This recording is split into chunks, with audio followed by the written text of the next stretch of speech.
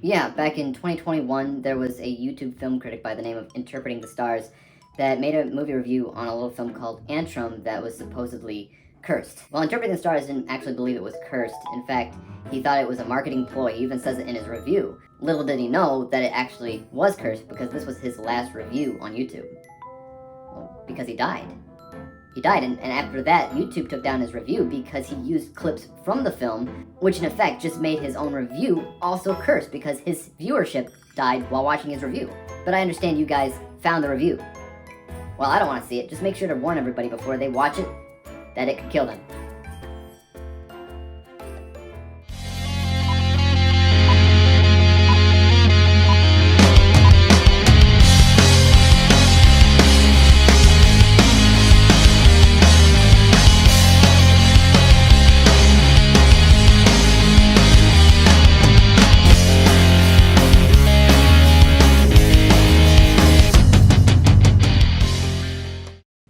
What's up and welcome back to Interpreting the Stars, where today I'm joined once again by Mike from the Z Review to discuss a horror film surrounded in controversy. It's Antrum, the deadliest film ever made. Antrum is ultimately a movie about a movie, a mockumentary if you will, introduced by supposed scholars and experts that are aware of a cursed film told to kill anybody who dares to watch it. Theaters have burned down. People have been killed in mysterious manners, and the 70s film called Antrum was lost into oblivion until now. A group of filmmakers have found the footage of the cursed film and present it to you. What's it about? Well, it's about a boy and a girl that dig a hole in the middle of the forest trying desperately to get to hell to save a dog that they lost. First and foremost, huge thanks to Mike for joining me in this review. I was thrilled that he would join me today to talk about this cursed film, and we'll be hearing what he has to say about it in just a hot second! But first, let me just kind of quickly go through my thoughts on the film. From a positive standpoint, this film's marketing and premise is brilliant. For a long time, I actually thought that the movie was the film that they were referring to in a podcast called The Last Movie, which was also about a cursed film that people were trying to track down that also supposedly killed anybody who watched it. Personally, I really love the idea of a cursed film that over the years has been lost. Turns into a bit of a Indiana Jones situation where you go through an expedition of sorts to track it down. I love that. And what really gives this film credence is the marketing. This is some of the smartest marketing that I've seen since the Blair Witch Project. The main difference is that the Blair Witch came out right when the internet was coming into fruition. And people basically saw the internet as just an encyclopedia. They believed everything that they read. So when they read the articles that there were people that went missing in the woods and there was going to be a documentary coming out soon covering their lives called The Blair Witch Project, people believed that that movie was real. They really did. And to this day, I still think that The Blair Witch Project had the best marketing that I've ever seen in horror, period. Because that alone can make your experience that much more engaging. That's why a modern audience watching The Blair Witch Project now thinks it's boring, because they don't have that half of the experience anymore. It simply doesn't exist. So with Antrum, the marketing was, here we have the scariest movie ever made because it kills people who watch it. You've been warned. That alone creates the hype surrounding the film, and I've always been a sucker for a good mockumentary style film, especially if it's made properly, and the way that it's set up, for the most part, is very well done. Once it gets to showing the audience the movie itself, I was impressed with how much work was put into making it truly look like something that was shot in the 70s. It focused pretty heavily into things like camera work, editing, production design, costume and hair. If it came out just a few years ago, I'd probably be more inclined to believe that what I was watching was really a film that was shot and lost in the 70s. Now I see it for what it is, which is, a marketing ploy.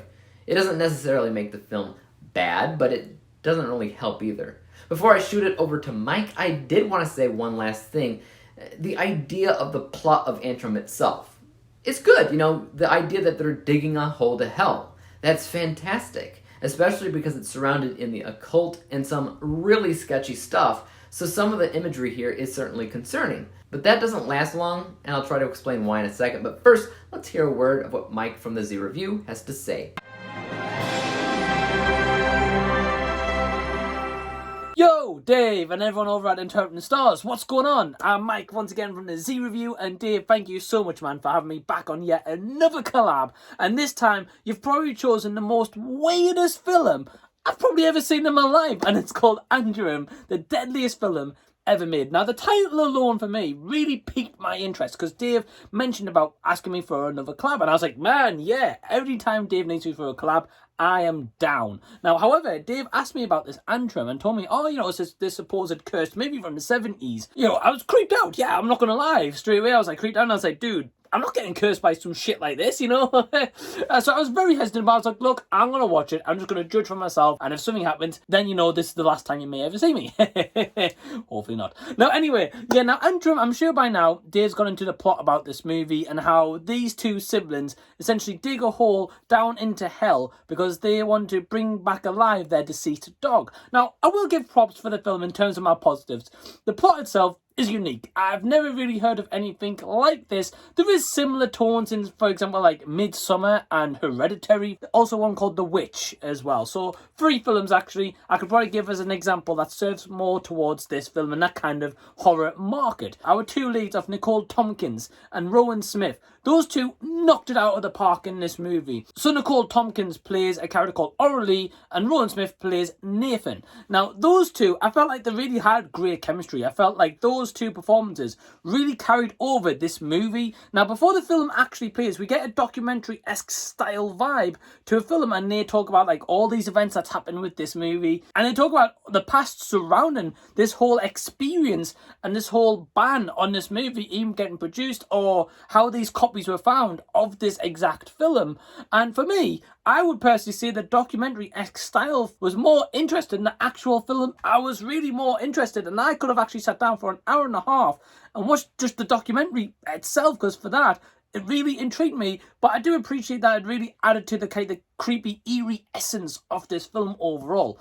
Now, I will say the cinematographer, whose name I've got here because I cannot pronounce that at all, really knocked it out of the park. The cinematography in this film was beautiful. Just the scenery and the nature and just like the shots of in the forest or the woods and just every single kind of frame in this.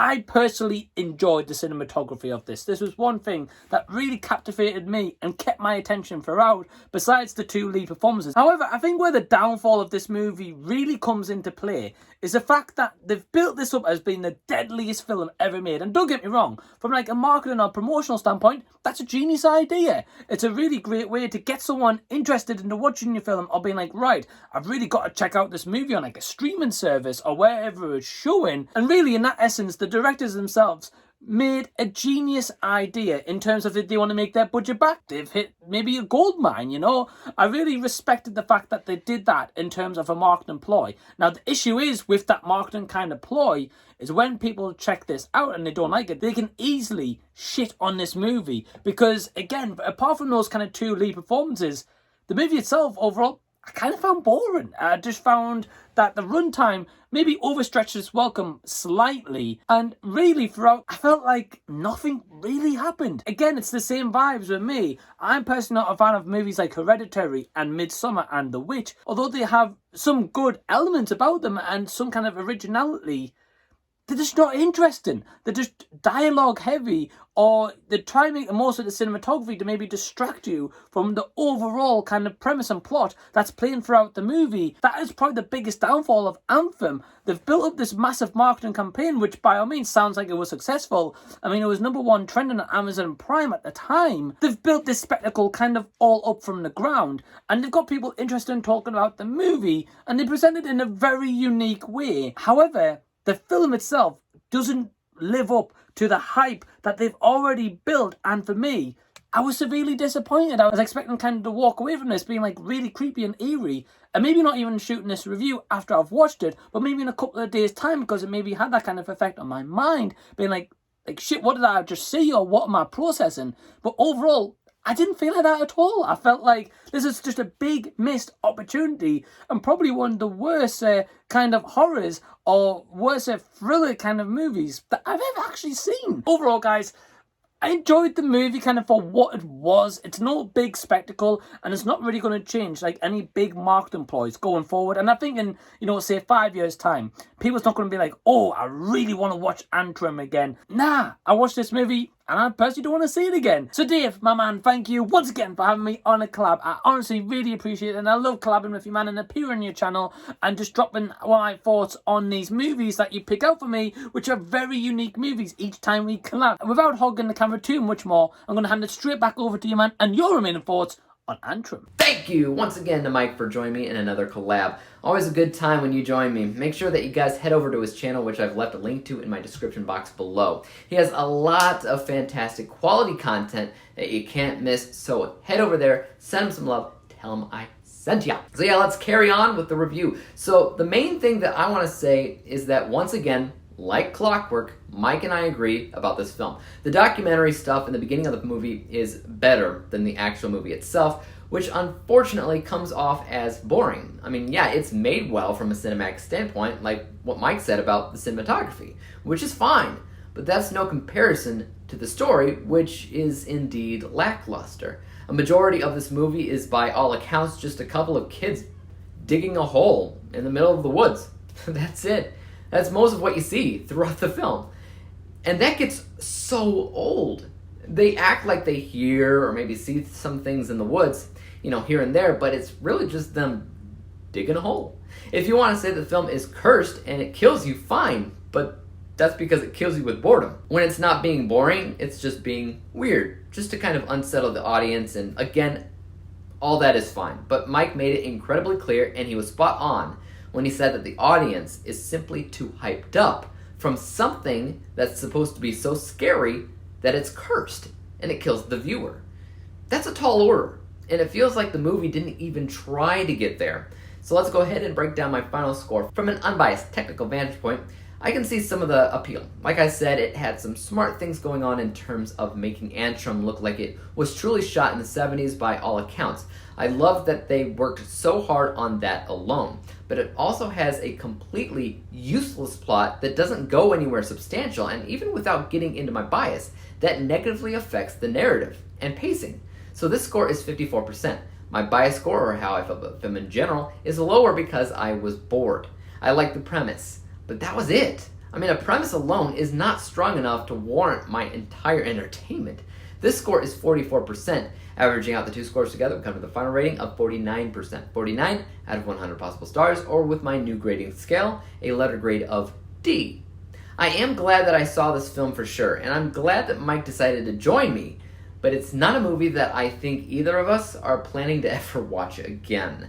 Take that as you will, and let me know what you guys thought about this film in the comments down below. That is, if it hasn't killed you yet. As for YouTube, you guys know what to do. Hit that like, subscribe button, and a bell to be notified when I come out with my next review. And until then, peace out. Dave examines movies we just watch for fun. Davey is the expert. He is the #1 critic that I go to when I need a movie pick. Thanks for joining up with us. We think